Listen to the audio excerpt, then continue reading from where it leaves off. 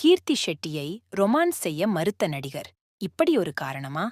தென்னிந்திய சினிமாவின் அழகிய இளம் நடிகையான கீர்த்தி ஷெட்டி தெலுங்கில் விஜய் சேதுபதி நடிப்பில் வெளியான உப்பெண்ணா என்ற திரைப்படத்தின் மூலமாக ஹீரோயினாக அறிமுகமானார்.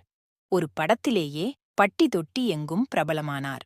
தற்போது தமிழில் விக்னேஷ் சிவன் இயக்கத்தில் பிரதீப் ரங்கநாதன் நடிப்பில் உருவாகும் எல்ஐசி படத்தில் ஹீரோயினாக நடிக்கிறார்.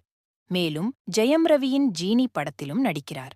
இந்நிலையில் பேட்டி ஒன்றில் கலந்து கொண்டு பேசிய விஜய் சேதுபதி, தெலுங்கில் வெளியான உப்பேனா படத்தில் கீர்த்தி ஷெட்டிக்கு தந்தையாக நடித்தேன். இந்த படத்திற்கு பின்பு நான் தமிழ் படத்தில் ஒப்பந்தமானேன். அந்த படத்தில் கீர்த்தி ஷெட்டியை ஹீரோயினாக நடிக்க வைக்க படக்குழு திட்டமிட்டனர். இதை அறிந்த நான் உடனடியா படக்குழுவிற்கு அழைத்து கீர்த்தி ஷெட்டிக்கு அப்பாவாக நடித்துவிட்டேன். அவர் எனக்கு மகள் போன்றவர்.